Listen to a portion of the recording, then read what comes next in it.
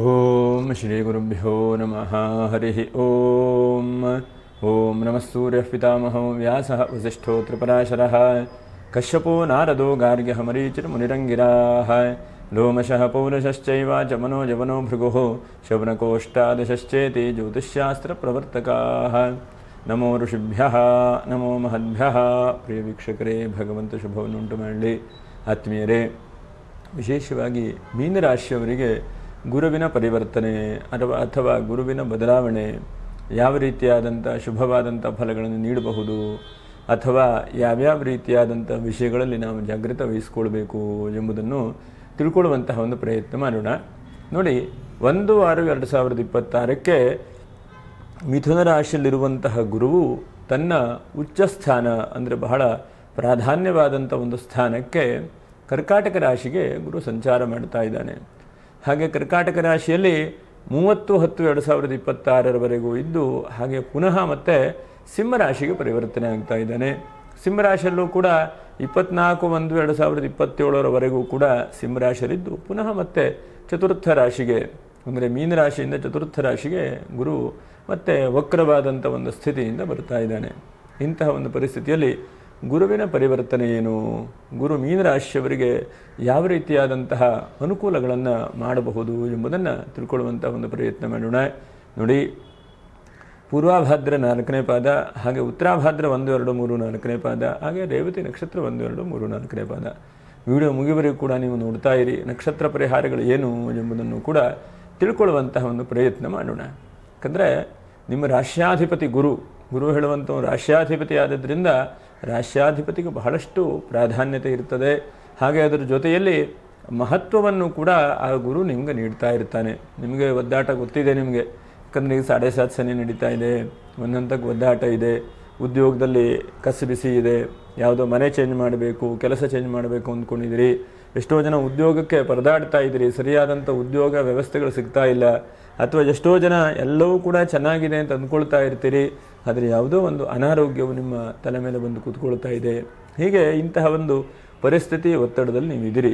ಹಾಗಾಗಿ ಈ ಗುರುವಿಂದಾದರೂ ಕೂಡ ಶುಭವಾದಂಥ ಫಲವಾಗತ್ತಾ ಎಂಬುದನ್ನು ನಾವು ಗಮನಿಸ್ತಾ ಹೋದರೆ, ನೋಡಿ, ಚತುರ್ಥ ರಾಶಿಯು ಗುರುವಿಗೆ ಬಹಳ ಉತ್ತಮವಾದಂಥ ಸ್ಥಾನವೇ, ಹಾಗೆ ಪಂಚಮ ರಾಶಿಯು ಗುರುವಿಗೆ ಬಹಳ ಉತ್ತಮವಾದಂಥ ಒಂದು ಸ್ಥಾನವೇ, ಇನ್ನು ಷಷ್ಠ ರಾಶಿಯು ಗುರುವಿಗೆ ಬಹಳ ಒಳ್ಳೆಯದೇ. ಹಾಗಾಗಿ ನಿಮ್ಮ ರಾಶಿಯಿಂದ ಪಂಚಮ ರಾಶಿ ಅಂತಂದರೆ ಕರ್ಕ ರಾಶಿ ಆಗುತ್ತೆ, ಬಹಳ ಮುಖ್ಯವಾಗಿ ಗಮನಿಸಬೇಕು. ಕರ್ಕ ರಾಶಿ ಪಂಚಮ ಭಾವ, ಷಷ್ಠ ರಾಶಿ ನಿಮ್ಮ ಸಿಂಹ ರಾಶಿಗೆ ಹೋದಾಗ ಷಷ್ಠ ರಾಶಿ ಆಗ್ತದೆ. ಹಾಗಾಗಿ ನಿಮ್ಮ ಪಂಚಮ ರಾಶಿಗೆ ಗುರುವಿನ ಬಲ ಬಹಳ ಒಳ್ಳೆ ರೀತಿಯಾದಂಥ ಫಲಗಳನ್ನು ನೀಡಬಹುದು. ಅದು ಏನೇನು ಎಂಬುದನ್ನು ನಾವು ನೋಡ್ತಾ ಹೋದರೆ, ನೋಡಿ, ಗ್ರಂಥಗಳಲ್ಲಿ ಏನೇನು ಹೇಳ್ತದೆ ಅಂತಂದರೆ, ಪಂಚಮ ಭಾವಕ್ಕೆ ಪುತ್ರ ದೇವಮಹಿ ಸುಪುತ್ರ ಪಿತೃಧೀ ಪುಣ್ಯಾನಿ ಸಂಚಿಂತಯೇತಿ ಎಂಬುದಾಗಿ ಹೇಳ್ತದೆ ಶಾಸ್ತ್ರಗಳಲ್ಲಿ. ಅರ್ಥ ಏನು? ಒಂದು ಹಂತಕ್ಕೆ ನಿಮ್ಮಲ್ಲಿರುವಂತಹ ಪ್ರತಿಭೆಗಳು, ಏನೇನು ಪ್ರತಿಭೆ ಇದೆಯೋ ನಿಮಗೆ ಗೊತ್ತಿಲ್ಲ. ಯಾಕಂದರೆ ಎಷ್ಟೋ ಜನ ಪ್ರತಿಭೆಯನ್ನು ಹಾಗೇ ಮುಚ್ಚಿಕೊಂಡು ಇಟ್ಕೊಂಡಿರ್ತಾರೆ, ಯಾರಿಗೂ ಹೇಳುವುದಿಲ್ಲ ಅಥವಾ ಅವರಲ್ಲಿರುವಂತಹದ್ದನ್ನು ತೋರ್ಪಡಿಸೋದಿಲ್ಲ. ಅಂತಹ ಅವಕಾಶಗಳು ಕೂಡ ಅವರಿಗೆ ಸಿಗುವುದಿಲ್ಲ. ಹಾಗಾಗಿ ಈ ಒಂದು ಸಮಯದಲ್ಲಿ ಪ್ರತಿಭೆಯನ್ನು ಬಹಳ ಮುಖ್ಯವಾಗಿ ಗಮನಿಸಬೇಕು. ಪ್ರತಿಭೆ, ಯಾಕಂದರೆ ಎಲ್ಲರಿಗೂ ಕೂಡ ಭಗವಂತ ಜ್ಞಾನವನ್ನು ಕೊಟ್ಟೇ ಇರ್ತಾನೆ. ಕೆಲವು ಜನಕ್ಕೆ ಒಬ್ಬರಿಗೆ ಒಂದೊಂದು ಥರದಾದಂತಹ ಜ್ಞಾನ. ಒಟ್ಟಿನಲ್ಲಿ ನಿಮ್ಮಲ್ಲಿರುವಂತಹ ಪ್ರತಿಭೆಗಳು ಜಗತ್ತಿಗೆ, ಜನಕ್ಕೆ ಸಿಗುವಂತಹ ಅವಕಾಶಗಳಾಗುತ್ತೆ. ಅರ್ಥ ಏನು? ನಿಮ್ಗೆ ಯಾವುದೋ ಒಂದು ವಿದ್ಯೆ ಬಗ್ಗೆ ನಾಲೆಜ್ ಇದೆ, ಅದು ಜನಕ್ಕೂ ಗೊತ್ತಾಗುತ್ತೆ, ನಿಮಗೂ ಗೊತ್ತಾಗುತ್ತೆ, ಅದರಿಂದ ಬಹಳ ಉತ್ತಮವಾದಂಥ ಒಂದು ಅವಕಾಶಗಳು, ಪರಿಸ್ಥಿತಿಗಳು ಉಂಟಾಗ್ತದೆ. ಹಾಗೆ ಪ್ರತಿಭೆ ಅಂದರು. ಎರಡನೇದಾಗಿ ಧೀಶಕ್ತಿ. ಧೀ ಅಂತಂದರೆ ಏನು? ನಮ್ಮಲ್ಲಿ ಧಾರಣಾಶಕ್ತಿ, ನೆನಪಿನ ಶಕ್ತಿ ಅಂತ ಹೇಳ್ತೇವಲ್ವ, ಅದು ಬಹಳ ವೃದ್ಧಿ ಆಗ್ತದೆ. ಅದು ಬಹಳ ಹೆಚ್ಚಿನದಾದಂತಹ ರೀತಿಯಲ್ಲಿ ಅವಕಾಶಗಳನ್ನು ಕೊಡ್ತಾ ಹೋಗ್ತದೆ. ಯಾಕಂದರೆ ಇವತ್ತು ಮರೆತು ಹೋಗ್ತೇವೆ ಎಷ್ಟೋ ವಿಷಯವನ್ನು. ಹಾಗಾಗಬಾರ್ದು. ಜಗತ್ತಿನಲ್ಲಿ ಪ್ರತಿಯೊಂದನ್ನು ಕೂಡ ನೆನಪಿಟ್ಟುಕೊಂಡು ಪುನಃ ಮನನ ಮಾಡುವಂಥ ಒಂದು ಶಕ್ತಿ ಬೇಕು. ಹಾಗಾಗಿ ಧೀಶಕ್ತಿಯನ್ನು ವೃದ್ಧಿ ಮಾಡುವಂಥ ಅವಕಾಶಗಳನ್ನು ಕೂಡ ಗುರು ನೀಡ್ತಾನೆ. ಹಾಗೆ ಪೂರ್ವ ಪುಣ್ಯ. ನೀವು ಹಿಂದೆ ನೋಡಿ, ನಿಮಗೆ ಗೊತ್ತಿದೆ ಹಿಂದೆ ಎಷ್ಟು ದೇವತಾರಾಧನೆ, ಪೂಜೆ, ನಮಸ್ಕಾರ, ಪ್ರಾರ್ಥನೆಯನ್ನು ಮಾಡಿದರೆ ನಿಮಗೆ ಗೊತ್ತಿದೆ. ಹಾಗಾಗಿ ಅಂತಹ ಪೂರ್ವ ಪುಣ್ಯವನ್ನು ಅನುಭವಿಸುವಂಥ ಒಂದು ಸಮಯ. ಎಲ್ಲೋ ಒಂದು ಕಡೆಗೆ ಹಣವನ್ನು ಹೂಡಿಕೆ ಮಾಡಿಟ್ಟಿದ್ದೀರಿ, ಅದು ಪುನಃ ಬಡ್ಡಿ ಚಕ್ರಬಡ್ಡಿಯಾಗಿ ನಿಮಗೆ ಬರ್ತಾ ಇದೆ. ಅಥವಾ ಎಲ್ಲೋ ಒಂದು ಕಡೆ ಭೂಮಿಯನ್ನು ಕೊಂಡ್ಕೊಂಡಿದ್ದೀರಿ, ಅದು ಭೂಮಿ ಬಹಳ ವೃದ್ಧಿಯಾಗಿ ಬರ್ತಾ ಇದೆ. ಹಾಗಾಗಿ ಪೂರ್ವ ಪುಣ್ಯವು ವೃದ್ಧಿಯಾಗುವಂಥ ಅವಕಾಶಗಳು ನೋಡಿ. ಇದು ಎಷ್ಟು ಜನಕ್ಕೆ ಸಿಗುತ್ತೆ? ಬಹಳ ಕಡಿಮೆ ಅಲ್ವಾ? ಯಾಕಂದರೆ ಲಾಸ್ ಆಗೋದು, ಸಮಸ್ಯೆ ಆಗೋದೇ ಬಹಳ ಮುಖ್ಯ.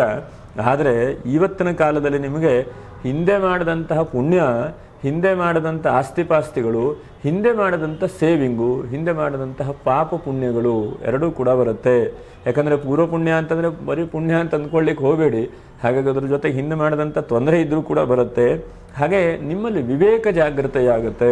ಪಂಚಮಕ ಗುರು ಬಂದಾಗ ನಿಮ್ಮಲ್ಲೇ ಏನೋ ನೂತನವಾದಂಥ ತಿಳುವಳಿಕೆ ಅಥವಾ ಒಂದು ವಿವೇಕ, ಯಾವುದು ಸರಿ ಯಾವುದು ತಪ್ಪು, ನಾನು ಹೇಗೆ ನಡ್ಕೊಳ್ಬೇಕು, ಯಾವ ದಾರಿಯು ನನಗೆ ಸರಿಯಾದಂತಹ ದಾರಿ, ಇದು ಬಹಳ ಮುಖ್ಯವಾಗಿ ವಿವೇಕದಿಂದ ನಿಮಗೆ ತಿಳುವಳಿಕೆ ಹೇಳುವಂಥದ್ದು ಬರುತ್ತೆ. ಮತ್ತು ಮಂತ್ರಸಿದ್ಧಿ, ಇದು ಬಹಳ ಮುಖ್ಯವಾಗಿ ಶಾಸ್ತ್ರಗಳಲ್ಲಿ ಹೇಳ್ತಾರೆ ನೋಡಿ. ಮಂತ್ರಸಿದ್ಧಿ ಅಂದರೆ ನೀವು ಭಾಳಷ್ಟು ಲಕ್ಷಗಟ್ಟಲೆ ಜಪ ಮಾಡ್ತಾ ಇರಬಹುದು. ಯಾಕಂದರೆ ಮೀನರಾಶಿಯವರು ಅಂತಂದರೆ ದೇವತಾ ಉಪಾಸನೆಗಳನ್ನು, ಜಪ ಅನುಷ್ಠಾನಗಳನ್ನು ಮತ್ತು ಭಗವಂತನಲ್ಲಿ ಅತ್ಯಂತ ಶ್ರದ್ಧೆ ಇಟ್ಕೊಂಡು ಪೂಜೆ ಪುನಸ್ಕಾರಗಳನ್ನು ಮಾಡುವಂಥ ವ್ಯಕ್ತಿಗಳಾಗಿರ್ತೀರಿ. ಯಾಕಂದರೆ ಎಷ್ಟೋ ಸಲ ನಿಮಗೆ ಆಗ್ತಾ ಇರಬಹುದು, ಇವಾಗ ಎಷ್ಟು ಮಾಡ್ತಾ ಇದ್ದರೂ ಇನ್ನೂ ತೊಂದರೆನೇ, ಇನ್ನೂ ಸಮಸ್ಯೆ, ನನಗೆ ಯಾವುದೂ ಸರಿ ಆಗ್ತಾ ಇಲ್ಲ, ಎಲ್ಲ ಚಿಂತೆ ಅಂತ ಅನಿಸಬಹುದು. ಆದರೂ ಕೂಡ ನಿಮಗೆ ಮಂತ್ರಸಿದ್ಧಿ ಆಗುವಂತಹದ್ದು ಅಂದರೆ ಯಾವುದೋ ಒಂದು ಮಂತ್ರಗಳು ನೀವು ಪಠನೆ ಮಾಡಿ ಅದರಿಂದ ಬಹಳ ಉತ್ತಮವಾದಂಥ ಫಲವನ್ನು ಪಡ್ಕೊಳ್ಳುವಂಥ ಸಾಧ್ಯತೆಗಳು. ಮತ್ತು ಮಂತ್ರಾಲೋಚನೆ ಅಂತಂದ್ರೇನು? ಯಾವ್ಯಾವ ಮಂತ್ರಗಳು ಯಾವ ವಿಷಯವನ್ನು ಕುರಿತು ಹೊರಟಿದೆ. ಉದಾಹರಣೆಗೆ ಅಗ್ನಿಯ ಮಂತ್ರ ಏನು, ಹಾಗೆ ದೇವಿಯ ಮಂತ್ರ ಏನು, ಗಣಪತಿಯ ಮಂತ್ರ ಏನು, ಆ ದೇವತಾ ಸಂಬಂಧವಾದಂಥ ಅನ್ವೇಷಣೆಗಳನ್ನು ವಿಶೇಷವಾಗಿ ಹೇಳುತ್ತದೆ. ಅದರಲ್ಲೂ ಗುರು ಪಂಚಮ ಸ್ಥಾನದಲ್ಲಿದ್ದಾಗ ಉಚ್ಚ ಸ್ಥಾನ ಎಂಬುದಾಗಿ ಹೇಳ್ತೇವಲ್ವ. ಹಾಗಾಗಿ ಆದಷ್ಟು ಧಾರ್ಮಿಕವಾದಂಥ ವ್ಯವಸ್ಥೆಗಳ ಕಡೆಗೆ ಮನಸ್ಸು ಜಾಸ್ತಿ ಹೋಗ್ತದೆ. ಹಾಗೆ ಅನಂತರ ಬಹಳ ಮುಖ್ಯವಾಗಿ ಮಂಗಲ ಕಾರ್ಯಗಳು, ಇದು ಬಹಳ ಮುಖ್ಯವಾಗಿ ಹೇಳುತ್ತದೆ. ಗುರು ಪಂಚಮಕ್ಕೆ ಬಂದಾಗ ಮಂಗಳ ಕಾರ್ಯಗಳು, ಮನೆಯಲ್ಲೇನೋ ಸತ್ಯನಾರಾಯಣ ಸ್ವಾಮಿ ಪೂಜೆಯೋ, ಗಣಪತಿ ಹೋಮೋ, ಶನಿ ಶಾಂತಿಯೋ, ಯಾಕಂದರೆ ನಿಮ್ಗೆ 7.5 ಶನಿ ಬೇರೆ ನಡೀತಾ ಇದೆ. ಹಾಗಾಗಿ ಶನಿ ಶಾಂತಿಯನ್ನು ಅಥವಾ ಅರಳಿ ಮರದ ಪ್ರದಕ್ಷಿಣೆ ಮಾಡುವಂಥದ್ದು, ಹೀಗೆ ಜೀವನದಲ್ಲಿ ಆ ಸಾಧನೆಗಳ ಕಡೆಗೆ ಜಾಸ್ತಿ ಹೋಗ್ತಾ ಇರುವಂಥದ್ದು. ಎಷ್ಟೋ ಸಲ ನಾವು ಸಾಧನೆಗಳ ಕಡೆಗೆ ಹೋಗುವುದಿಲ್ಲ, ನಾವಾಯಿತು ನಮ್ಮ ದಾರಿ ಆಯಿತು ಹೀಗೆ ಹೋಗ್ತೇವೆ. ಆದರೆ ಇಂತಹ ಬಹಳ ಉತ್ತಮವಾದಂಥ ಸಮಯದಲ್ಲಿ ಸಾಧನೆಗಳಿಗೆ ಹೋಗುವಂತಹ ಅವಕಾಶಗಳನ್ನು ಆ ಗುರು ನಿಮಗೆ ಕೊಡ್ತಾನೆ. ಮತ್ತು ವಿವಾಹಾದಿ ಮಂಗಲ ಕಾರ್ಯಕ್ಕೂ ಕೂಡ ಪ್ರಯತ್ನಗಳು ನೋಡಿ. ಎಷ್ಟೋ ಸಲ ರೇವತಿ ನಕ್ಷತ್ರದವರು, ಉತ್ತರಾಭಾದ ನಕ್ಷತ್ರದವರು ಮದುವೆ ಆಗಲಿಲ್ಲ ಅಂಥೇಳಿ ಬಹಳಷ್ಟು ಒದ್ದಾಟ. ಆದರೆ ಇಂತಹ ಸಮಯದಲ್ಲಿ ವಿವಾಹಾದಿ ಮಂಗಲ ಕಾರ್ಯಕ್ಕೆ ಪ್ರಯತ್ನಗಳು, ವಿವಾಹಾದಿ ಮಂಗಲ ಕಾರ್ಯಗಳನ್ನು ನಡೆಸುವಂತಹ ಅವಕಾಶಗಳನ್ನು ಕೂಡ ಆ ಭಗವಂತ ನಿಮಗೆ ನೀಡುತ್ತಾನೆ. ಹಾಗಾಗಿ ನೀವೇನು ಯೋಚನೆ ಮಾಡಬೇಕು? ಈಗ ಹಿಂದೆ ಮಾಡಿದಂತಹ FD ಡಿಪಾಸಿಟ್ ಎಲ್ಲವೂ ಕೂಡ ನೀವು ಬರ್ತಾ ಇದೆ, ಪುಣ್ಯಾಂಶಗಳೆಲ್ಲ ಬರ್ತಾ ಇದೆ. ಹಾಗಾಗಿ ಇವಾಗೂ ನೀವು ಮಾಡುವಂಥದ್ದು ಬಿಡಬಾರ್ದು. ಯಾಕಂದರೆ ನಿಮಗೆ ಕಷ್ಟ ಇದೆ, ನಷ್ಟ ಇದೆ, ಎಲ್ಲ ಚಿಂತೆ ಆಗ್ತಾ ಇದೆ. ಎಷ್ಟು ದೇವರು ಪೂಜೆ ಮಾಡಿದ್ರು ಇನ್ನೂ ಸಮಸ್ಯೆನೇ ಬಗೆಹರಿತಾ ಇಲ್ಲ, ಇನ್ನೂ ಸಮಸ್ಯೆ ಜಾಸ್ತಿ ಆಗ್ತಾ ಇದೆ ಅಂತೇಳಿ ಅನಿಸ್ತಾ ಇರಬಹುದು. ಆದರೆ ಎಲ್ಲೋ ಒಂದು ಕಡೆ ನಮ್ಮ ಭಗವಂತ ನಮ್ಮನ್ನು ಎತ್ತಿ ಹಿಡಿತಾ ಇದ್ದಾನೆ, ಎಲ್ಲೋ ಒಂದು ಕಡೆ ನಮಗೆ ಅವಕಾಶಗಳನ್ನು ಭಗವಂತ ನೀಡ್ತಾ ಇದ್ದಾನೆ, ಎಲ್ಲೋ ಒಂದು ಕಡೆ ಮನಸ್ಸಿಗೆ ಸಮಾಧಾನ, ನೆಮ್ಮದಿ, ಶಾಂತಿಯನ್ನು ಭಗವಂತ ನೀಡ್ತಾ ಇದ್ದಾನೆ. ಎಷ್ಟೋ ಸಲ ನಾವು ಅಂದ್ಕೊಳ್ತೇವಲ್ವ ಜೀವನದಲ್ಲಿ ಹಾಗೆ ಹೀಗೆ ಅಂದ್ಕೊಳ್ತೇವೆ. ಆದರೆ ಎಲ್ಲೋ ಒಂದು ಕಡೆ ಭಗವಂತ ನಮ್ಮನ್ನು ಕೈ ಹಿಡಿತಾನೆ ಎಂಬುದನ್ನು ನಾವು ನೆನಪು ಮಾಡಿಕೊಳ್ಬೇಕು. ಅದ್ರ ಜೊತೆಗೆ ಇವಾಗೂ ಕೂಡ ಪುಣ್ಯತಮವಾದಂತಹ ಕೆಲಸ ಕಾರ್ಯಗಳನ್ನು, ಭಗವಂತನ ನಾಮಸ್ಮರಣೆಯನ್ನು ಮರೆಯದೇ ಇದ್ದಾಗ ಮಾಡಬೇಕು. ಯಾಕಂದರೆ ಎಷ್ಟೋ ಸಲ ನಾವು ಕೆಲಸ ಅಂದ್ಕೊಳ್ತೇವೆ, ಕೆಲಸ ಆಗಿಲ್ಲ ಅಂತಂದರೆ ಸಿಟ್ಟು, ಕೋಪ, ತಾಪ ಬಂದುಬಿಡ್ತದೆ ಅಲ್ವಾ. ಹಾಗಾಗಿ ಏನೇ ಸಮಸ್ಯೆಗಳಿದ್ದರೂ ಕೂಡ ಅದನ್ನೆಲ್ಲ ದೂರ ಮಾಡಿಕೊಂಡು ಆ ಭಗವಂತನ ಬಗ್ಗೆ ಪರಿಪೂರ್ಣವಾದಂತಹ ಆ ಭಕ್ತಿ ಶ್ರದ್ಧೆ ಇಟ್ಕೊಂಡು ಪೂಜೆ ಪುನಸ್ಕಾರಗಳನ್ನು ಮಾಡುವಂಥ ಪ್ರಯತ್ನವನ್ನು ಮಾಡಬೇಕು. ಇನ್ನು ಬಹಳ ಮುಖ್ಯವಾಗಿ ಅತ್ಯಧಿಕ ಧೈರ್ಯ. ಈ ಸಮಯದಲ್ಲಿ ಧೈರ್ಯ ಬರುತ್ತದೆ ನಿಮಗೆ. ಕೆಲಸ ಕಳ್ಕೊಂಡಿದ್ರು ಕೂಡ ಇನ್ನೊಂದು ಕೆಲಸವನ್ನು ನಾನು ಮಾಡ್ತೇನೆ. ಬಿಸ್ನೆಸ್ಸಲ್ಲಿ ಲಾಸ್ ಆಗ್ತಾ ಇದೆ, ಸಮಸ್ಯೆ ಆಗ್ತಾ ಇದ್ದಲೆ ಪುನಃ ನಾನು ಆ ಬಿಸ್ನೆಸ್ಸನ್ನು ಕಟ್ಟಿ ನಿಲ್ಲಿಸ್ತೇನೆ, ಏನಾದರೂ ಪರವಾಗಿಲ್ಲ, ನೋಡೋಣ, ನಾನು ಇನ್ನೊಂದು ಸಲ ಪ್ರಯತ್ನ ಮಾಡ್ತೇನೆ ಹೇಳುವಂತಹ ಆ ಅತ್ಯಧಿಕವಾದಂಥ ಧೈರ್ಯ ಇದೆಯಲ್ವಾ, ಅದು ನಿಮ್ಮ ಜೀವನದಲ್ಲಿ ಈ ಸಮಯದಲ್ಲಿ ಉಂಟು ಮಾಡುತ್ತದೆ. ಹಾಗೆ ಗಾಂಭೀರ್ಯ, ಮುಂಚೆನೇ ನಿಮ್ಮ ಗಾಂಭೀರ್ಯ ನಿಮಗೆ ಇದೆ. ಯಾಕಂದರೆ ಮೀನಲಗ್ನ ಅಂತಂದರೆ ಕೆಲವೊಂದಷ್ಟು ವಿಷಯದಲ್ಲಿ ದುಸ್ವಭಾವಗಳೇ ಬಿಟ್ಟರೆ ಮಿಕ್ಕಿರುವಂತಹದ್ದೆಲ್ಲ ಗಾಂಭೀರ್ಯ ಇದೆ ನಿಮ್ಮಲ್ಲಿಲ್ವ? ಗಾಂಭೀರ್ಯ ಖಂಡಿತವಾಗೂ ಇದೆ. ಅದರ ಜೊತೆಗೆ ಪ್ರತಿಭೆ ಇದೆ ನಿಮ್ಮಲ್ಲಿ, ತಿಳುವಳಿಕೆ ನಿಜವಾಗೂ ಕೂಡ ಇದೆ. ಅಂತಹ ಪ್ರತಿಭೆಗಳು ಕೂಡ ಜನಕ್ಕೆ ಪ್ರಸರಿಸುವಂತಹ ಒಂದು ಸಮಯ ಉಂಟಾಗ್ತದೆ. ಹಾಗೆ ಕೆಲವೊಂದಷ್ಟು ವಿಷಯದಲ್ಲಿ ಇನ್ನೊಬ್ಬರಿಗೆ ನೀವು ಸ್ಫೂರ್ತಿಯಾಗಿರ್ತೀರಿ. ಸ್ಫೂರ್ತಿ ಅಂತಂದ್ರೇನು? ಯಾವುದೋ ಒಂದು ವಿಷಯವನ್ನು ಅವರಿಗೆ ಕಷ್ಟದಲ್ಲಿದ್ದಾಗೋ ಸಮಸ್ಯೆಯಲ್ಲಿದ್ದಾಗೋ ಹೇಳ್ತೀರಿ, ಅದು ಸ್ಫೂರ್ತಿಯಾಗಿರುತ್ತದೆ ಬಹಳ ಮುಖ್ಯವಾಗಿ. ಅದರ ಜೊತೆಗೆ ಜ್ಞಾಪಕ ಶಕ್ತಿಯೂ ಕೂಡ ವೃದ್ಧಿಯಾಗುತ್ತದೆ, ಮೆಮೊರಿ ಪವರು ಕೂಡ ಜಾಸ್ತಿ ಆಗ್ತದೆ. ಎಷ್ಟೋ ಸಲ ನಾವು ಓದ್ತಾ ಇರ್ತೇವೆ, ಅದರ ನೆನಪಿನ ಶಕ್ತಿಗೆ ಅದು ಸರಿಯಾಗಿರುವುದಿಲ್ಲ. ಹೌದೋ ಅಲ್ವೋ ಅಂತ ಆಗಿಬಿಡುತ್ತೆ. ಆದರೆ ನೆನಪಿನ ಶಕ್ತಿಗೆ ಬಹಳ ಮುಖ್ಯವಾಗಿರುತ್ತೆ. ಮತ್ತು ಕಲ್ಪನಾತೀತವಾದಂತಹ, ಇದು ಬಹಳ ಮುಖ್ಯವಾಗಿ ಗಮನಿಸಬೇಕು. ಗುರು ಪಂಚಮದಲ್ಲಿದ್ದಾಗ ಕಲ್ಪನಾತೀತವಾದಂತಹ ಸಾಮರ್ಥ್ಯಗಳು ನಿಮ್ಮಲ್ಲಿದೆ ಅಂತೇಳಿ ನಿಮಗೆ ಗೊತ್ತಾಗ್ತದೆ. ನೋಡಿ, ಇದು ಬಹಳ ಮುಖ್ಯವಾದ್ದಲ್ವಾ? ಯಾಕಂದರೆ ಎಷ್ಟೋ ಸಲ ನನ್ನ ಹತ್ರ ಆಗಲ್ಲ, ನನಗೆ ಸಿಗಲ್ಲ, ನನಗೇನೂ ಇಲ್ಲ, ನನಗೆ ವಿದ್ಯೆ ಹತ್ತಲ್ಲ, ನನಗೇನೂ ಆಗಲ್ಲ ಹೇಳುವಂಥದ್ದು ಆಗತ್ತೆ ಬಿಟ್ಟರೆ, ನಾನು ಕೂಡ ಮಾಡ್ತಾನೆ ಹೇಳುವಂತಹ ಆ ಕಲ್ಪನಾತೀತವಾದಂಥ ಸಾಮರ್ಥ್ಯಗಳು ನಿಮಗೆ ಗೊತ್ತಾಗ್ತಾ ಇರುವುದಿಲ್ಲ ಅಲ್ವಾ? ನೋಡಿ, ಎಷ್ಟೋ ಜನರು ಕೇಳಿ, ಏನಿಲ್ಲ ಸ್ವಾಮಿ, ಹೀಗೆ ಇದ್ದಾನೆ, ಏನೂ ಒಂದು ಒಳ್ಳೆ ಥರದಲ್ಲಿ ಆಗ್ತಾ ಇಲ್ಲ, ತುಂಬ ಕಷ್ಟಪಡ್ತಾ ಇದ್ದಾನೆ. ಹೌದು, ಕಷ್ಟಪಡ್ತಾ ಇದ್ದೀರಿ, ಆದರೆ ಕೆಲವೊಂದಷ್ಟು ಪಾಠವನ್ನು ಕಲಿತು ಮುಂದೆ ದಾರಿ ಹೇಳುವಂಥದ್ದು ಕಾಣ್ತದೆ, ಅದನ್ನು ನೋಡುವಂಥದ್ದಿಲ್ಲ. ಅದರ ಜೊತೆಗೆ ಸಂವೇದನಾಶೀಲವಾದಂಥ ವ್ಯಕ್ತಿಗಳೂ ಕೂಡ ನೀವಾಗ್ತೀರಿ. ಸಂವೇದನಾಶೀಲ ವ್ಯಕ್ತಿಗಳು ಅಂತಂದರೆ ನಿಮಗೆ ಸ್ವಲ್ಪ ಮಟ್ಟಿಗೆ ಭಾವನಾತ್ಮಕವಾದಂಥ ವ್ಯಕ್ತಿಗಳು, ಕೊಂಚ ಹಠವೂ ಕೂಡ ನಿಮಗೆ ವೃದ್ಧಿಯಾಗ್ತದೆ. ಹಠ ಇದೆ ಮೀನರಾಶಿಯವರಿಗೆ, ಹಠ ಇಲ್ಲ ಅಂತೇನಿಲ್ಲ, ಬೇಕಾದಷ್ಟು ಹಠ, ಕೋಪ, ತಾಪಗಳಿದೆ ನಿಮಗೆ. ಅದು ಇನ್ನೂ ಈ ಸಮಯದಲ್ಲಿ ವೃದ್ಧಿಯಾಗ್ತದೆ. ಯಾಕಂದರೆ ಜಲತತ್ವ ರಾಶಿಯಲ್ಲಿ ಅವನು ಸಂಚಾರ ಮಾಡುವಾಗ ಕೆಲವೊಂದಷ್ಟು ಮನಸ್ಸು ದಿಢೀರ್ನೆ ಟರ್ನ್ ಆಗಿಬಿಡುತ್ತೆ, ದಿಢೀರ್ನೆ ಯಾವುದೋ ಒಂದು ರೀತಿಯಾದಂತಹ ಚಿಂತೆಗಳನ್ನು ಕೂಡ ಕೊಡುತ್ತದೆ. ಹಾಗೆ ಮದುವೆಯಾಗಿ ಬಹಳಷ್ಟು ವರ್ಷದಿಂದ ಸಂತಾನಾದಿಗಳಿಗೆ ಯಾರಿಗೆ ಆಗಲಿಲ್ಲವೋ ಅಂಥವ್ರಿಗೆ ಸಂತಾನಾದಿಗಳು ಕೂಡ ಆಗುವಂತಹ ಚಾನ್ಸಸ್ ಇದೆ. ಇದು ಬಹಳ ಮುಖ್ಯವಾಗಿ ಗಮನಿಸಬೇಕು. ಯಾಕಂದರೆ ಎಷ್ಟೋ ಸಲ ಏನೋ ಔಷಧಿ ಚಿಕಿತ್ಸೆಗಳನ್ನು ಮಾಡಿಸ್ತಾ ಇರ್ತೇವೆ, ಆದರೆ ಸತ್ಸಂತಾನ ಹೇಳುವಂಥದ್ದು ಆಗಿರುವುದಿಲ್ಲ. ಆದರೆ ಇಂತಹ ಒಂದು ಪರಿಸ್ಥಿತಿಯಲ್ಲಿ ಸತ್ಸಂತಾನವೂ ಕೂಡ ವೃದ್ಧಿಯಾಗುತ್ತದೆ, ಮತ್ತು ಧೀಹಿ ಜ್ಞಾನವೂ ಕೂಡ ವೃದ್ಧಿಯಾಗುತ್ತೆ. ನೋಡಿ, ಇಷ್ಟು ಬಹಳ ನಿಮಗೆ ಗುರುವಿಂದ ಬಹಳ ಉತ್ತಮವಾದಂಥ ಫಲಗಳು ಎಂಬುದನ್ನು ಕೂಡ ನಾವು ಗಮನಿಸಬೇಕು. ಇನ್ನು ಮತ್ತೆ 6ನೇ ಭಾವಕ್ಕೆ ಗುರು ಹೋಗಿಬಿಡ್ತಾನೆ. ಇಲ್ಲೇ ಇರ್ತಾನ ಅಂತ ಕೇಳಲಿಕ್ಕೆ ಹೋದರೆ ಇಲ್ಲೇ ಸಂಪೂರ್ಣವಾಗಿ ಇರುವುದಿಲ್ಲ. ಗುರು ಪುನಃ ಮತ್ತೆ 6ನೇ ಭಾವಕ್ಕೆ ಹೋಗಿಬಿಡ್ತಾನೆ. 6ನೇ ಭಾವದಲ್ಲಿ ಏನು ಫಲವನ್ನು ಹೇಳಿದ್ದಾರೆ ಎಂಬುದನ್ನು ಕೂಡ ನಾವು ಗಮನಿಸೋಣ. ಯಾಕಂದರೆ ಷಷ್ಠ ಭಾವ ಅಂತಂದರೆ ವೈರಿಗಳನ್ನು ನಾಶ ಮಾಡುವಂಥ ಒಂದು ಭಾವ. ನೋಡಿ, 6ನೇ ಭಾವಕ್ಕೆ ಹೋದಾಗ ಯಾವಾಗ 31/10/2026ಕ್ಕೆ 6ನೇ ಭಾವಕ್ಕೆ ಹೋದಾಗ ಗುರು ವಿಶೇಷವಾಗಿ ವೈರಿಗಳು ಅಂತಂದರೆ ಮುಂಚೆನೇ ನೀವು 7:30 ಶನಿ ಬಂದಿದೆ, ಬೆಳಗ್ಗೆ ಬೇಗನೆ ಹೇಳಲಿಕ್ಕೆ ಆಗುವುದಿಲ್ಲ. ಆಲಸ್ಯಂ ಹಿ ಮನುಷ್ಯಾಣಾಂ ಶರೀರಸ್ಥೋ ಮಹಾನ್ ರಿಪುಹು. ಆಲಸ್ಯವೇ ದೊಡ್ಡದಾದಂತಹ ವೈರಿ. ಅಥವಾ ನೀವು ಕೆಲಸಕ್ಕೂ ಕುತ್ಕೊಳ್ಳಿಕ್ಕೆ ಲೇಟ್ ಮಾಡಿಬಿಡ್ತೀರಿ, ಅಥವಾ ಎಕ್ಸಾಮ್ ಇದೆ ಅಂತಾದರೆ ಎಕ್ಸಾಮಿಗೆ ಯೋಚನೆನೇ ಮಾಡೋದಿಲ್ಲ, ಹೀಗೆ ಹಾಗೆ ಅಂಥೇಳಿ ಯೋಚನೆನೇ ಮಾಡೋದಿಲ್ಲ. ಹಾಗಾಗಿ ಇದೆಲ್ಲ ಒಂದು ಹಂತಕ್ಕೆ ವೈರಿಗಳು. ಒಳಗಡೆ ಒಂದು ಹಂತಕ್ಕೆ ವೈರಿಗಳು, ಹೊರಗಡೆ ಅನ್ಕ ನಿಮಗೆ ವೈರಿಗಳೇ. ಯಾಕಂದರೆ ನೀವು ಮುಖಕ್ಕೆ ಹೊಡೆದಾಗ ಮಾತಾಡ್ತೀರಿ ಎಷ್ಟೋ ಒಂದು ವಿಷಯಗಳನ್ನು. ಹಾಗಾಗಿ ಅಂತಹ ವೈರಿಗಳು ಕೂಡ ಜಾಸ್ತಿ ಆಗ್ತಾರೆ ಎಂಬುದನ್ನು ಕೂಡ ಹೇಳಬಹುದು. ಹಾಗೆ ಕೆಲವೊಂದಷ್ಟು ವಿಷಯದಲ್ಲಿ ನೀವು ತುಂಬ ಆಳವಾಗಿ ನೋಡ್ತಾ ಹೋಗ್ತೀರಿ. ತೀರಾ ಆಳವಾಗಿ ಯಾವುದನ್ನು ಕೂಡ ನೋಡ್ಲಿಕ್ಕೆ ಹೋಗಬಾರ್ದು. ಕೆಲವೊಂದಷ್ಟು ಮೂಲಗಳನ್ನೆಲ್ಲ ನೋಡ್ಲಿಕ್ಕೆ ಹೋಗಬಾರ್ದು. ಋಷಿ ಮೂಲ, ಹಾಗೆ ನದಿ ಮೂಲ, ದೇವ ಮೂಲವನ್ನು ನೋಡ್ಲಿಕ್ಕೆ ಹೋಗಬಾರ್ದಂತೆ. ಹಾಗಾಗಿ ಕೆಲವೊಂದಷ್ಟು ಮೂಲವನ್ನು ನೋಡ್ಲಿಕ್ಕೆ ಹೋಗಿ ನೀವು ಸುಮ್ಮನೆ ತಲೆ ಕೆಡಿಸ್ಕೊಂಡ್ಬಿಡ್ತೀರಿ. ನಿಮ್ಮ ಟೈಮ್ ಸುಮ್ಮನೆ ವೇಸ್ಟ್ ಆಗಿ ಹೋಗ್ತದೆ. ಯಾಕಂದರೆ ಟೈಮ್ ಬಹಳ ಮುಖ್ಯವಾದಂಥ ಜೀವನದಲ್ಲಿ ಅಂತಹ ಟೈಮನ್ನು ಕೂಡ ವೇಸ್ಟ್ ಮಾಡ್ಕೊಂಡ್ಬಿಡ್ತೀರಿ. ಅದರ ಜೊತೆಗೆ ಕೆಲವೊಂದಷ್ಟು ಈ ವ್ರಣ ಎಂಬುದಾಗಿ ಕರೀತಾರೆ. ವ್ರಣ ಅಂತಂದರೆ ಗಾಯ ಅಂತ ಅರ್ಥ. ಸಣ್ಣದಾಗಿದ್ದರೂ ಕೂಡ ಅದನ್ನು ಜಾಸ್ತಿಯಾಗಿ ನೀವು ಮಾಡಿಕೊಳ್ತೀರಿ. ಕಂಠದಲ್ಲೇನೋ ಸಮಸ್ಯೆ ಆಗಿದೆ, ಅಥವಾ ಮುಖದಲ್ಲೇನೋ ಸಮಸ್ಯೆ ಆಗಿದೆ, ಅಥವಾ ಚರ್ಮದಲ್ಲೇನೋ ಸಮಸ್ಯೆ ಆಗಿದೆ, ಅಥವಾ ಇದ್ದಕ್ಕಿದ್ದ ಹಾಗೆ ಪಾದದಲ್ಲೇನೋ ಸಮಸ್ಯೆ ಆಗಿದೆ. ಇಂತಹ ಸಮಸ್ಯೆಗಳನ್ನು ನೀವು ಜಾಸ್ತಿ ಸಮಸ್ಯೆ ಆಗಿದೆ, ನನಗಿನ್ನೂ ಕೂಡ ಜಾಸ್ತಿ ಆಗ್ತದೆ, ಶಸ್ತ್ರಚಿಕಿತ್ಸೆಗಳೇ ಬೇಕು ಅಂಥೇಳಿ ನೀವೇ ತೀರ್ಮಾನ ಮಾಡಿಬಿಡ್ತೀರಿ. ನೋಡಿ, ಅದನ್ನು ತೀರ್ಮಾನ ಮಾಡಬೇಕಾದವರು ಯಾರು? ವೈದ್ಯರು, ಅಥವಾ ಅದರ ಬಗ್ಗೆ ಚೆನ್ನಾಗಿ ತಿಳುವಳಿಕೆ ಇದ್ದಂತಹ ವ್ಯಕ್ತಿಗಳು. ಆದರೆ ಅದನ್ನು ನೀವೇ ತೀರ್ಮಾನ ಮಾಡ್ತೀರಿ, ನನಗೆ ಆಪರೇಷನ್ ಮಾಡಿದ್ರೆ ಸರಿ ಆಗ್ತದೆ ಅಂತ. ಅದು 10 ಸಲ ಅಂದ್ಕೊಂಡ ತಕ್ಷಣ 100 ಸಲ ನಿಮ್ಮ ತಲೆ ಒಳಗಡೆ ಸುತ್ತಾ ಇರ್ತದೆ. ಹಾಗೆ ಸಣ್ಣ ಸಣ್ಣ ವಿಷಯಕ್ಕೂ ಕೂಡ ಆ ಥರ ಚಿಂತನೆಯನ್ನು ಮಾಡಬಾರದು ಎಂಬುದನ್ನು ಕೂಡ ನಾವು ಗ್ರಹಿಸಬಹುದು.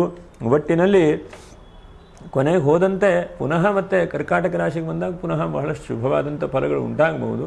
ಆದರೂ ಕೂಡ ನೀವು ಒಂದು 3-4 ತಿಂಗಳು, ಜನವರಿ 24ನೇ ತಾರೀಕಿನವರೆಗೂ ಇಂತಹ ವಿಷಯದಲ್ಲಿ ಸ್ವಲ್ಪ ಒಂಚೂರು ಜಾಗ್ರತೆ ವಹಿಸಿಕೊಳ್ಬೇಕು. ಹಾಗೆ ಓವರಾಲಾಗಿ ನೋಡ್ಲಿಕ್ಕೆ ಹೋದರೆ ಗುರು ನಿಮಗೆ ಹೆಚ್ಚಿನದಾದಂಥ ಲಾಭಾಂಶಗಳನ್ನು ಮತ್ತು ಮನಸ್ಸಿನ ಧೈರ್ಯವನ್ನು ಕೊಡ್ತಾನೆ. ಯಾಕಂದರೆ 7.7 ಶನಿಯಿಂದ ಎಷ್ಟೋ ಜನಕ್ಕೆ ನೋಡಿ ಉದ್ಯೋಗ ಕಳೆದು ಹೋಗಿದೆ. ಯಾವುದೋ ಒಂದು ರೀತಿಯಾದಂಥ ಉದ್ಯೋಗಗಳನ್ನು ಮತ್ತು ಸಣ್ಣ ಪ್ರಮಾಣದಲ್ಲಿ ಬಿಸ್ನೆಸ್ಸನ್ನು ಕೂಡ ಮುಂದೆ ನಡೆಸಬೇಕು. ಯಾಕಂದರೆ ಬಿಸ್ನೆಸ್ ಇಲ್ಲದೆ ಇದ್ರೆ ಆಗತ್ತಾ? ಬಿಸ್ನೆಸ್ ಪುನಃ ತೊಂದರೆ ಆಗ್ತಾ ಇದೆ. ಇವತ್ತಿನ ದಿವಸ ಎಷ್ಟೆಷ್ಟೋ ದೊಡ್ಡ ದೊಡ್ಡ ಕಂಪ್ನಿಗಳು ಸಾವಿರಾರು ಲಕ್ಷಾಂತರ ಜನ ಕೆಲಸ ಕೊಡ್ತಾ ಇರೋದ್ರಿಂದ ಆ ಕಂಪ್ನಿಗಳು ಕೂಡ ಬೆಳೀತಾ ಇದೆ. ಅದರ ಜೊತೆಗೆ ಜನರು ಕೂಡ ಬೆಳೀತಾ ಇದ್ದಾರೆ. ಹಾಗಾಗಿ ಅಂಥವರಿಗೆ ಎಷ್ಟು ಕಷ್ಟ ಇರಬಹುದು, ಆ ಕಂಪ್ನಿಗಳನ್ನು ನಡೆಸ್ತಾ ಇರ್ತಾರೆ. ಆದರೆ ಕಷ್ಟ ಅವರಿಗೂ ಕೂಡ ಇದೆ, ನಮಗೂ ಕೂಡ ಇದೆ, ಎಲ್ಲರಿಗೂ ಕೂಡ ಕಷ್ಟವಿದೆ. ಸಂಪೂರ್ಣವಾದಂಥ ಸುಖ ಆಳುವಂಥದ್ದು ಜಗತ್ತಿನಲ್ಲಿ ಯಾರಿಗೆ ಎಷ್ಟೊತ್ತಿಗೆ ಏನೂ ಸಿಗುವುದಿಲ್ಲವಂತೆ.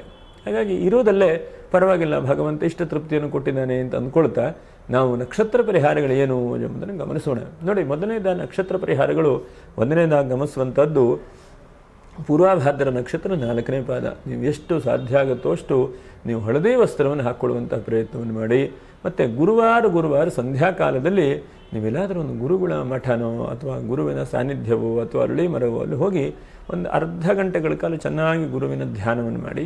ಇನ್ನು ಉತ್ತರಾಭಾದ್ರ ನಕ್ಷತ್ರ, ನೀವು ಗುರುಚರಿತ್ರೆ ಪಾರಾಯಣೆ ಮರೆಯದೇ ಇದ್ದ ಹಾಗೆ ಮಾಡಿ. ಗುರುಚರಿತ್ರೆ ಪಾರಾಯಣೆ ಬಹಳ ಒಳ್ಳೆಯದಾದಂಥದ್ದು. ಗುರುಚರಿತ್ರೆ ಪಾರಾಯಣೆ ಬಗ್ಗೆ ಒಂದು ವಿಡಿಯೋನ ನಾವು ತಿಳ್ಕೊಳ್ಳೋಣ. ಗುರುಚರಿತ್ರೆ ಪಾರಾಯಣೆ ಅಂದ್ರೇನು, ಅದು ಯಾವ ಕ್ರಮದಲ್ಲಿ ಮಾಡಬೇಕು, ಯಾವ ಕ್ರಮದಲ್ಲಿ ಮಾಡಿ ನಮಗೆ ಹೆಚ್ಚಿನದಾದಂಥ ಫಲ, ಹೀಗೆ 10 ವಿಷಯಗಳನ್ನು ತಿಳ್ಕೊಳ್ಳೋಣ.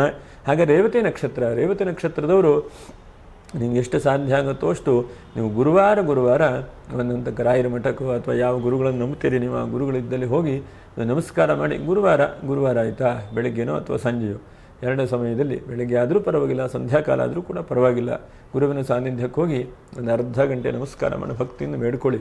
ಯಾಕಂದರೆ ಇವತ್ತಿನ ಕಾಲ ಹೇಗಾಗಿದೆ ಕೇಳಿದ್ರೆ ಎಲ್ಲ ರೀತಿಯಾದಂಥ ಬೇಡದೇ ಇರುವುದಕ್ಕೆ ಬೇಕಾದಷ್ಟು ಸಮಯ ಹೋಗುತ್ತೆ. ನಮಗೋಸ್ಕರ ನಾವು ವೃದ್ಧಿಯಾಗಬೇಕು, ನಾವು ಮುಂದೆ ದಾರಿ ಹುಡುಕಬೇಕು ಅಂಥೇಳಿ ನಮ್ಮ ಸಮಯವನ್ನು ನಾವು ಹಾಕೋದಿಲ್ಲ. ನಾವೆಲ್ಲ ಬೇಡದೇ ಇದ್ದದಕ್ಕೆ, ಬೇರೆ ವಿಷಯಕ್ಕೆ, ಹಾಗೆ ಹೀಗೆ ಸಮಯ ಹಾಕ್ತೇವೆ. ಆದರೆ ನಾವು ನಿಜವಾಗಲೂ ಏನು ಮಾಡಬೇಕು, ಯಾವ ಗುರಿಯನ್ನು ತಲುಪಬೇಕು, ನಮ್ಮ ಗುರಿ ಎಲ್ಲಿದೆ ಅದರ ಬಗ್ಗೆ ನಾವು ಫೋಕಸ್ಸೇ ಹಾಕೋದಿಲ್ಲ. ನಾವು ಸುಮ್ಮನೆ ಆ ಕಡೆ ಈ ಕಡೆ ನೋಡ್ತಾ ಇರ್ತೇವೆ. ಹಾಗಾಗಿ ಅಂಥದ್ದನ್ನು ಸೈಡಿಗೆ ಹಾಕಿ ಒಂದೇ ಕಡೆಗೆ ಫೋಕಸ್ ಹಾಕಿ ಮುಂದೆ ಹೋಗಿ ವೃದ್ಧಿಯಾಗುವಂಥ ದಾರಿಯನ್ನು ಹುಡ್ಕೊಳ್ಳಿ. ಇಷ್ಟು ಮಾಡಿದರೆ ಆ ಭಗವಂತನ ಅನುಗ್ರಹದಿಂದ, ಗುರುಗಳ ಅನುಗ್ರಹದಿಂದ ಶುಭವಾಗಲಿ, ಮಂಗಲವಾಗಲಿ. ಮತ್ತೆಲ್ಲರಿಗೂ ಕೂಡ ಈ ಗುರುವಿನ ಅನುಗ್ರಹ, ಗುರುವಿನ ಬದಲಾವಣೆ ಶುಭವನ್ನು ಉಂಟು ಮಾಡಲಿ ಎಂಬುದನ್ನು ಕೂಡ ನಾವು ತಿಳಿಸ್ತಾ ಮುಂದಿನ ವಿಡಿಯೋದಲ್ಲಿ ಮತ್ತೆ ಭೇಟಿ ಮಾಡೋಣ. ನಮಸ್ಕಾರ. ಗುರುಗಳ ಅನುಗ್ರಹ ನಮ್ಮೆಲ್ಲರೂ ಕೂಡ ಸದಾಕಾಲ ಇರಲಿ. ಓಂ ನಮಃ ಶಾಂತಾಯ ದಿವ್ಯಾಯ ಸತ್ಯಧರ್ಮಸ್ವರೂಪಿಣೆ ಸ್ವಾನಂದಾಮೃತತೃಪ್ತಾಯ ಶ್ರೀಧರಾಯ ನಮೋ ನಮಃ. ಭಗವಾನ್ ಸದ್ಗುರು ಶ್ರೀ ಶ್ರೀಧರಸ್ವಾಮಿ ಮಹಾರಾಜ ಕೀ ಜೈ. ಯಾರು ಲೈಕ್ ಮಾಡಿಲ್ಲ ಅಂತವ್ರು ಲೈಕ್ ಮಾಡಿ, ಹಾಗೆ ಸಬ್ಸ್ಕ್ರೈಬು ಮಾಡಿ. ಹಾಗೆ ನಮ್ಮ ದಿನದಾನಂದು ಜ್ಯೋತಿಷ್ಯದ್ದೇ ಅದರ ಜೊತೆಗೆ ಸ್ವಲ್ಪ ಕೆಲವೊಂದಷ್ಟು ದೇವತಾರಾಧನೆ, ಪ್ರಾರ್ಥನೆ, ನಮಸ್ಕಾರಗಳು, ಅವಧೂತರ ವಿಷಯ, ಹೀಗೆ ಇನ್ನೊಂದು ದೇವತಾ ದರ್ಶನ ಹೇಳುವಂಥ ಯೂಟ್ಯೂಬ್ ಚಾನಲ್ ಇದೆ. ಅದನ್ನು ಕೂಡ ನೀವು ಸಬ್ಸ್ಕ್ರೈಬ್ ಮಾಡಿ, ಒಂದು ಲೈಕನ್ನು ಮಾಡಿ ಅಂತ ಹೇಳ್ತಾ ಮತ್ತೆ ನಾವೆಲ್ಲರೂ ಕೂಡ ಭೇಟಿಯಾಗೋಣ ಮುಂದಿನ ವಿಡಿಯೋದಲ್ಲಿ. ನಮಸ್ಕಾರ. ಲೋಕಾ ಸಮಸ್ತ ಸುಖಿನೋ ಭವಂತು, ಸಮಸ್ತ ಸನ್ಮಂಗಲಾನಿ ಭವಂತು. ನಮಸ್ಕಾರ.